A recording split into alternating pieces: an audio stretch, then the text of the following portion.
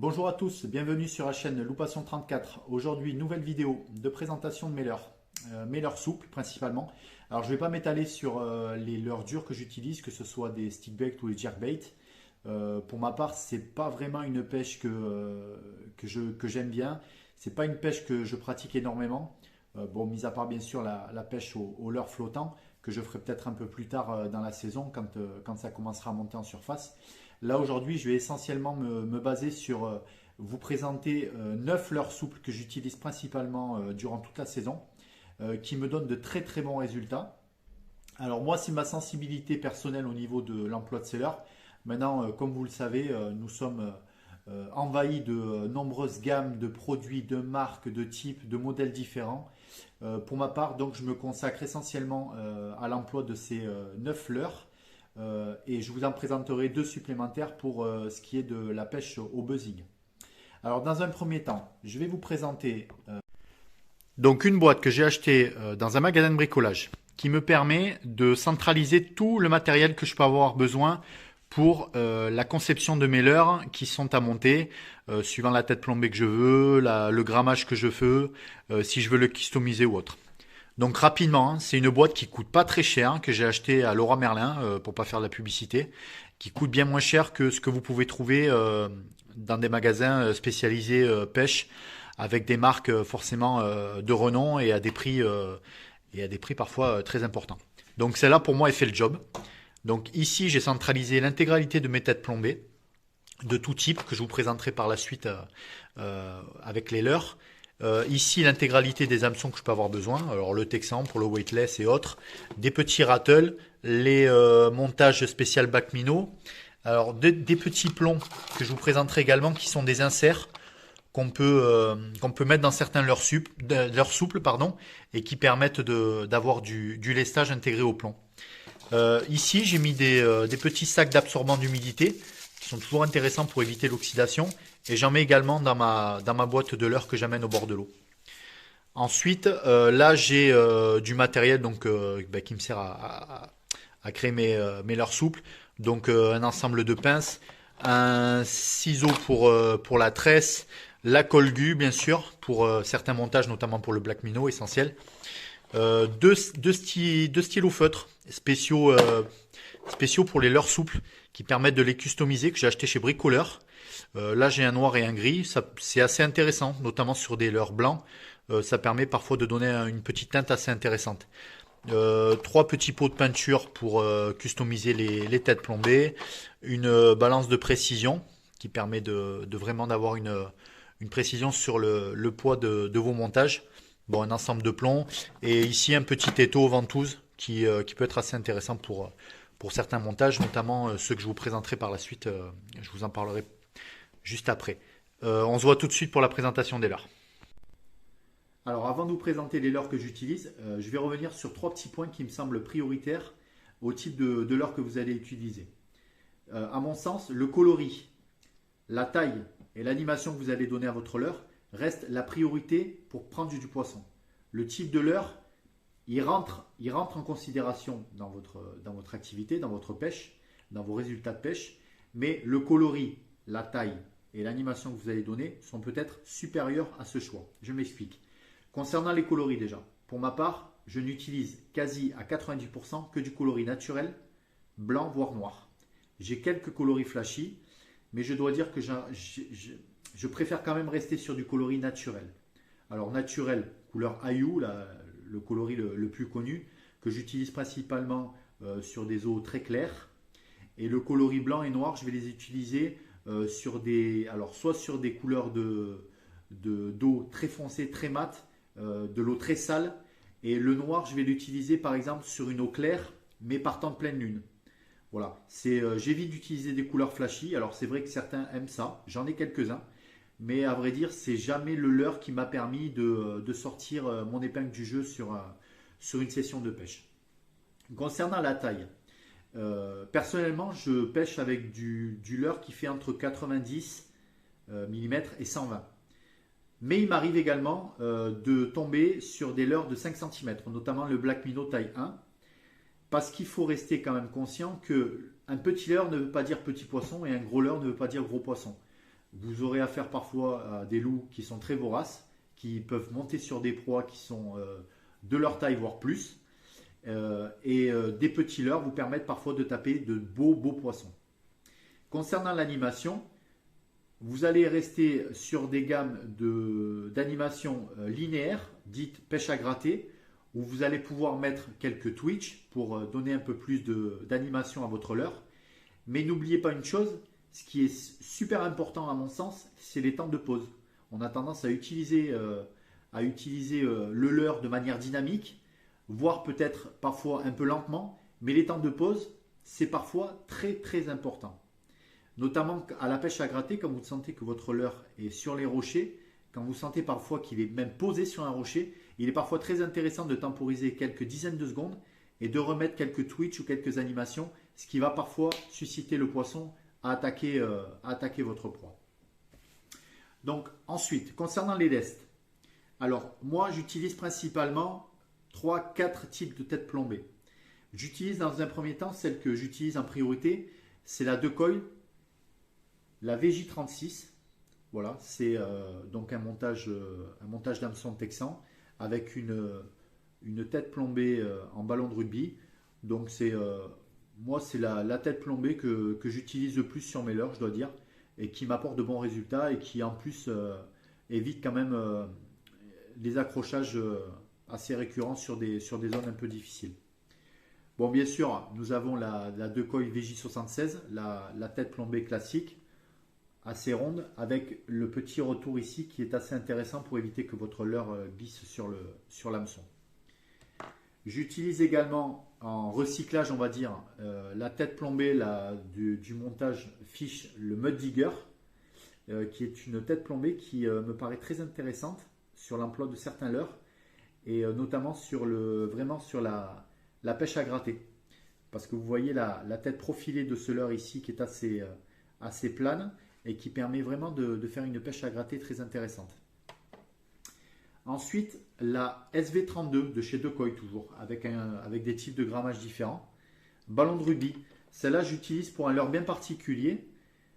C'est pour les leurres crabes que je vous présenterai par la suite, qui sont parfois un peu oubliés dans la pêche, mais qui sont toujours de bons résultats.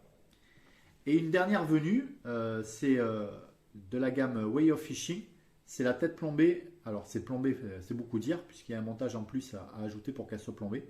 C'est la Musaga, ça vient de sortir. Et bien tout simplement, en fait, ça va transformer votre leurre souple en leurre à bavette. Et alors, j'ai pas encore essayé, mais le concept me paraît très intéressant. Alors après, pour effectuer un plombage, je vous le montrerai par la suite. Il y a un système comme pour les têtes plombées en buzzing plombé, il y a un système de vissage avec un petit ressort où on vient ensuite pincer la tête plombée. Donc voilà, et bien sûr les weightless, la base de la base qui permet de simplement pêcher avec le poids du leurre. Alors concernant les leurres que j'utilise et qui m'ont toujours apporté de bons résultats. En premier lieu, bien sûr, le Black Minnow, bon, que tout le monde connaît, qui est utilisé pour ma part essentiellement avec des têtes type search, c'est-à-dire des têtes un peu courbées, qui permet que quand vous faites ces fameuses tempos dont je vous parlais, ben en fait le leurre va se présenter comme ceci, comme une proie qui est en train de manger et qui peut bien sûr susciter l'excitation du poisson et le faire monter très rapidement. Alors c'est vrai que c'est un leurre qui est assez onéreux, qui est très fragile, mais qui a une grosse vibration, une grosse attractivité. Le deuxième leurre que je vais vous présenter, c'est de la gamme méga basse, c'est le Dark Sleeper, l'imitation parfaite de Goby. Alors moi c'est un leurre que j'adore, qui m'a donné de très très bons résultats cette année. C'est un leurre qui se présente de différentes tailles. Alors moi j'utilise principalement le 6 cm, le tout petit, que j'ai même ici en couleur flashy. Vous voyez, quand je vous disais que j'utilisais pas forcément les couleurs flashy, j'en ai quand même quelques-uns. Et en 7,5 cm. Alors le 7,5 cm il fait à peu près 13 grammes et le taille 6 cm il fait à peu près 7 grammes. C'est l'imitation parfaite du Goby.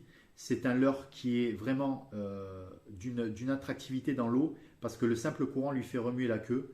L'hameçon est dissimulé et vous évite quand même pas mal d'accrochage. Et étant donné que le plomb est conçu dans la masse, vous avez des risques d'accrochage qui sont très infimes. Moi, c'est un leurre que j'adore, hein, personnellement. Ensuite, bien sûr, le X-Layer. X-Layer. On revient quand même, j'ai quand même encore une coloris flashy. Vous verrez, j'en ai pas beaucoup. Donc, c'est le X-Layer que je monte ici avec une tête VJ36 qui se monte de deux côtés différents. Alors, quand il est monté ainsi, ça permet d'avoir une descente beaucoup plus lente parce que vous avez la surface plane qui est opposée à la descente. Et vous avez ici monté avec la base plane vers le haut qui permet d'avoir une descente un peu plus importante. Alors moi, c'est un leurre que j'utilise principalement en 10,5 cm qui est doté d'un petit rattle et que j'utilise essentiellement en animation en dents de scie. Qui permet de faire quand même de belles animations et qui m'a fait monter pas mal de poissons, de beaux poissons, et qui peut être parfois très intéressant quand vous avez essayé les principaux leurres qu'on utilise tous. Parfois il est pas mal d'utiliser celui-ci parce que parfois c'est celui-ci qui m'a fait sortir un peu mon aiguille du jeu sur certaines sessions avec mon pote Cyril que je salue au passage. Ensuite, le leurre que j'utilise également, le Mud Digger. Alors le Mud Digger, c'est un leurre que je vais vous retrouver ici. Voilà. Alors le Mud Digger, donc c'est la fameuse tête que je recycle, que je vous ai présentée, qui est un leurre très intéressant, imitation d'un lançon, mais avec le paddle inversé, qui procure donc une vibration différente. Et qui, de par la conception de sa tête plombée, comme je vous ai expliqué tout à l'heure, permet d'avoir alors soit une animation en dents de scie, comme le X-Layer, soit vraiment une animation en pêche à gratter. Principalement en coloris, j'utilise celui-ci. Et franchement, il m'a aussi fait de beaux résultats et de beaux poissons. La tête plombée, je la recycle sur un leurre que je vais vous présenter juste derrière.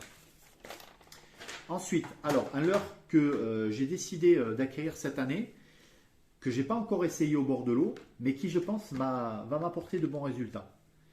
Alors, c'est excusez-moi pour l'accent anglais, le Reel Hill de Savagia. Alors, imitation parfaite d'un petit anguillon. Alors, il faut savoir que l'anguillon, c'est une proie très appréciée des loups. Alors, certains le pêchent avec le vif, qui est une pêche autorisée, bien sûr, si on achète l'anguillon chez un professionnel avec la facture à soie. Alors, moi, je l'utilise en 15 cm. Enfin, je vais l'utiliser en 15 cm. Alors, d'origine, il fait à peu près 12 grammes le leurre. C'est pour ça que ça peut être intéressant de le pêcher en weightless, simplement avec un hameçon intégré à l'hameçon, un hameçon intégré au leurre.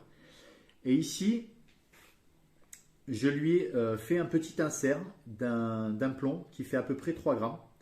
Alors, en fait, je chauffe simplement une pointe pour effectuer l'emplacement de l'insert du plomb que je viens mettre dedans et ensuite sceller avec de la colle glue.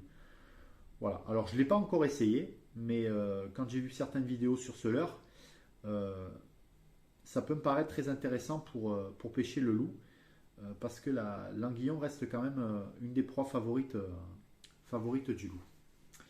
Alors ensuite, le leurre que pas beaucoup de personnes connaissent, qui va se développer, j'en suis sûr, hein, grâce à son concepteur.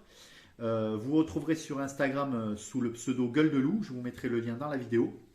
C'est le leurre Omega. Alors, le leurre Omega. Le leurre Omega, d'apparence, on peut se dire c'est un X-Layer, mais il a ce fameux paddle ici. Et sa conception, ici montée sur une tête de Mud Digger. Alors le leurre Omega, qui est ici présenté en 10 cm, qui va se développer en 15 cm sous peu, c'est un leurre qui ressemble à un lançon d'apparence et qui présente une extrême vibration sous l'eau. C'est un piège à poisson. Il a une grosse capacité de résistance, il est dans un plastique très résistant, ça c'est très intéressant. Au niveau du tarif, c'est pas très cher. En tête plombée, vous pouvez le monter avec une 2.0 jusqu'à 15 grammes. Bon, moi ici, je l'ai monté avec une tête donc, de Mud Digger. Il y a énormément de coloris déjà à la vente et il y en a d'autres qui vont se développer par la suite. Donc vous le retrouvez en achat en ligne par l'Instagram Gueule de Loup. C'est un très très bon pêcheur qui les a conçus. Il est à votre écoute, il est de bons conseils pour les montages ou le type d'endroit à utiliser. Donc je vous le conseille, future tuerie ce leurre. L'Oméga, c'est une tuerie atomique. Et ici, je vous le présente, je l'ai monté avec la fameuse tête Musaga. Alors, vous l'avez vu, donc ça lui donne cette fameuse présentation comme un poisson nageur. Et ici, en fait, je suis venu insérer un petit plomb de 3 grammes qui va me permettre de pêcher avec le leurre Oméga entre deux eaux et de procurer encore plus de vibrations qui peut en produire de manière en montage classique. Donc voilà, à essayer. Ensuite, alors, les deux leurres que j'utilise avec la fameuse tête plombée, celle-ci que je vous ai présentée, la SV32. C'est les crabes. Alors de deux types différents. Ici le Mario Q et ici le Nico. Alors le Mario Q est gavé d'attractants, d'acides aminés. Il baigne dans un liquide, tandis qu'ici c'est beaucoup plus naturel. Alors il faut savoir que les loups en début de saison ont tendance à beaucoup monter sur les crabes. Et du coup le crabe est parfois un peu oublié dans la pêche. Alors, je ne parle pas du crabe pêche à l'appât naturel, je parle vraiment de la pêche au crabe au leurre. Ce sont des leurres qui sont très prenants. Vous verrez quelques vidéos sur internet de différents pêcheurs qui les utilisent et qui sont parfois un peu oubliés des pêcheurs au loup, mais qui restent quand même de très bons résultats. Moi, il m'est arrivé plus d'une fois de sortir mon épingle du jeu sur une session en utilisant ces leurres. Alors les Mario Q, il n'y a pas besoin de lui mettre d'attractant. Le Nico, vous pouvez lui mettre de l'attractant. Bon, après les attractants, je ne fais pas publicité, vous utilisez celui qui vous paraît être le plus résistant et le meilleur. Donc n'oubliez pas, le Nico, le Mario Q, ça reste quand même... alors le Mario Q, vous l'avez en L ou en M. Ici, vous avez le Nico en 3 cm. Ils sont tous les deux très très très réalistes. Le One-Up, le Sawamura, le One-Up Shad que tout le monde connaît, que je vais chercher par ici. Voilà, le One-Up de Sawamura, ici en noir, qui est un leurre, il n'y a plus besoin d'en faire la publicité, il est reconnu par tous les pêcheurs, que ce soit eau douce ou eau de mer. Il est assez onéreux au niveau de l'achat, et personnellement je le monte avec une tête plombée, comme je vous ai dit, la VJ36, ou même en weightless, parfois c'est très intéressant, en buzzing notamment. Ensuite, alors, un leurre que j'utilise depuis l'année dernière, qui m'a pris pas mal de poissons, qui est très peu connu, qui est assez onéreux, assez fragile, c'est l'imitation de crevette. Alors, c'est la marque Zerek, la Absolute Shrimp. Vous l'avez en 7 et en 11 cm et de 9 à 20 grammes. Alors ça, je peux vous dire, les amis, bon, c'est assez fragile, c'est assez onéreux, mais quand vous avez les loups, vous sentez que les loups sont en activité, vous entendez des chasses, et malgré tous les types de leurres que vous présentez, de tous ceux que je vous ai présentés là, ben, vous n'avez pas de tape, vous n'avez rien qui monte. Ben, vous mettez ça, et je vous garantis sur facture, vous allez faire du poisson. Parce que souvent les loups sont en activité et ils montent sur les crevettes. Et ça claque les crevettes, mais ça claque pas du poisson. Quand vous mettez ça au bout de la canne, et j'en ai fait plus d'une fois l'expérience, je vous garantis que vous allez faire du poisson. Parce que c'est très très peu utilisé. Et ça, avec un bon attractant, dans un bon courant, alors il n'y a pas besoin de ramener, hein. Limite vous lancez dans le courant et vous laissez dans le courant comme une crevette pourrait le faire. Et je vous garantis que vous allez faire du résultat avec ça. Ensuite, pour finir, je vais vous présenter les leurres que j'utilise en buzzing. Alors, j'en utilise pas 30. J'utilise principalement deux types de modèles. Bon, celui qui est assez connu, de la marque Etec, le Easy Shiner, en 3 ou 4 pouces. Alors, moi, j'utilise principalement en 4 pouces. Donc, c'est le Easy Shiner, c'est un mélange entre le Shad Impact et le Swing Impact. Grosse vibration sur l'eau en buzzing, donc moi ici utilisé en weightless, hein, parce que pour moi le buzzing ça reste quand même une pêche qui doit être utilisée en weightless. C'est pour ça qu'il faut des gammes de cannes, comme je vous ai présenté précédemment, adaptées à ce type de poisson. Grosse vibration, très, très bon leurre, assez résistant. Et ensuite, un petit cocorico pour Max Ray, qui a conçu la gamme, la Crazy Shad, la marque Mr. Craft. Alors, c'est l'incontournable du buzzing. C'est l'incontournable du buzzing. Vous allez voir ces vidéos sur Internet. Il pêche notamment sur l'étang de Bages.